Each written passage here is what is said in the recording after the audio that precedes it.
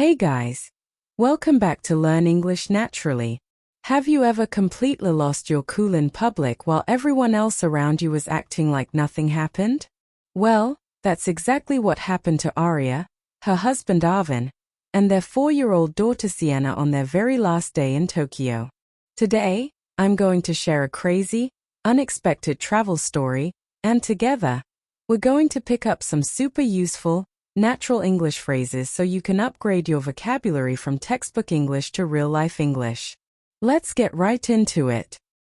Imagine the scene. We were sitting on the Kaisei Electric Railway, just minutes away from heading to the airport. Our bags were packed to the brim with souvenirs from Shisui premium outlets. It was supposed to be the perfect end to an epic holiday. To give you some context, since Sienna was born, Arvin and I had poured our hearts and souls into parenting. For 4 long years, we hadn't traveled at all. But because Sienna is absolutely obsessed with Mickey Mouse, we finally saved up and planned this dream Tokyo trip. And honestly, we hit the ground running. First up was the historic Sensoji Temple, where we pigged out on traditional snacks like ninja yaki, deep-fried monju, and crispy rice crackers. Then, we headed over to check out the giant Gundam in Odaiba. Oh my goodness, the moment that massive robot started moving, Sienna was absolutely terrified. She shrieked and begged to leave, but literally 2 minutes later, she was throwing a tantrum because she wanted to watch it all over again. Next up was Ueno Zoo. We went there specifically to see the giant pandas, but guess what? We totally forgot that the pandas had already returned to China. Talk about a major fail. But we didn't let that ruin our day. Instead, we got to get up close and personal with polar bears, Asian elephants, and seals, which was just as magical. After eating our way through Amioko Market, we even managed to score tickets to the Ghibli Museum. We took some epic photos with the iconic robot soldier from Castle in the Sky and bought way too many museum-exclusive souvenirs. And, of course, we spent an unforgettable day at Tokyo Disneyland. We spent the day going on rides, and when night fell, we were completely mesmerized by the electrical parade Dreamlights and the breathtaking Reach for the Stars light show at Cinderella Castle. Sienna was over the moon. But Tokyo had one last surprise for us. Back on the train, the doors stayed wide open. 5 minutes passed. Then 10. The train wasn't budging.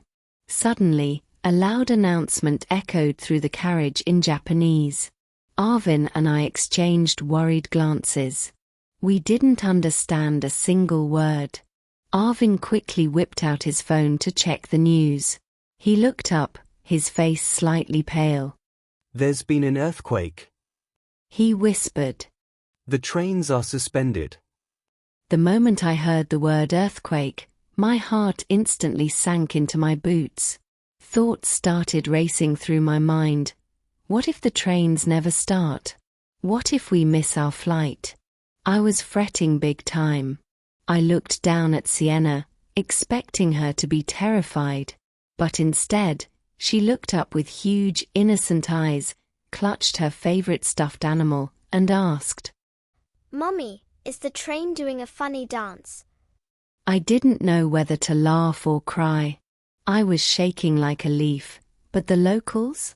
They were completely unbothered. I mean, cool as a cucumber. One guy next to me was casually scrolling through social media. An old lady was reading her book. Nobody was making a scene. Seeing that I was about to lose my mind, Arvin made an executive decision.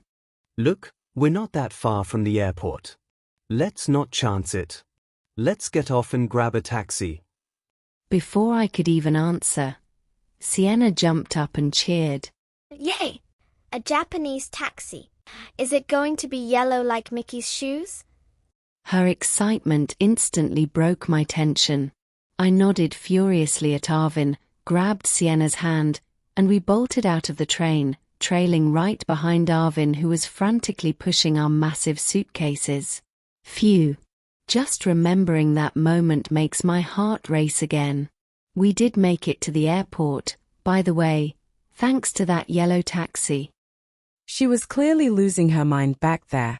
But did you notice the words she used to describe it? Honestly, forget about basic words like fear.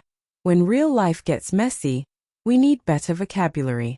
Let's break down these real-world phrases so you can sound more natural next time you're in a pickle. Phrase 1. Pour one's heart and soul into something.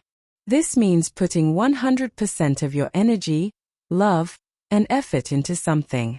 If you love your new project at work, you pour your heart and soul into it.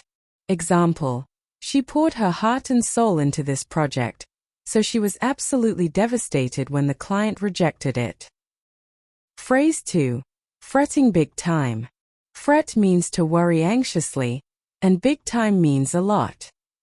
It's a fantastic, casual way to say you're stressed without always using the word worried or panicking. Example: he hasn't texted me back all day and I'm fretting big time thinking I said something wrong. Phrase 3. Shaking like a leaf.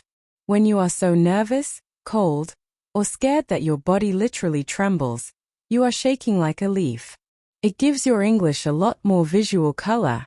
Example: before I walked into the meeting room to give my first presentation to the CEO, I was shaking like a leaf. Phrase 4. Cool as a cucumber. This describes someone who stays incredibly calm and relaxed, especially in a high-stress situation. When everyone else is losing it, the calm person is as cool as a cucumber. Example: even though the server crashed right before the big presentation, our manager stayed as cool as a cucumber and fixed the problem in minutes. Phrase 5. Bolt out. To bolt means to run away very suddenly and fast, like a lightning bolt. Perfect for when you're rushing to catch a flight or escaping a situation. Example: the very second the clock struck 6 p.m., our coworker bolted out of the office to catch his train. Now that you've got these awesome expressions in your vocabulary toolbox, let's see them in action one last time. Here's a quick rewind of the story's highlights so you can lock them into your brain. So, there we were, stuck on the train. I started fretting big time when Arvin said there was an earthquake, and I was literally shaking like a leaf. But while I was losing it, the locals were as cool as a cucumber, and Sienna just thought the train was doing a funny dance. To save our flight, Arvin suggested a taxi, Sienna cheered, and we bolted out of the train into the station. It's funny how a moment of high drama turns into a beautiful family memory later on, right? Traveling always throws surprises at you, but that's the best way to grow, and the same goes for your English journey. Thank you so much for hanging out with me today. If you loved this story and want to upgrade your vocabulary, make sure to hit that like button and subscribe. And remember, don't just learn it, speak it naturally. See you in the next video. Bye.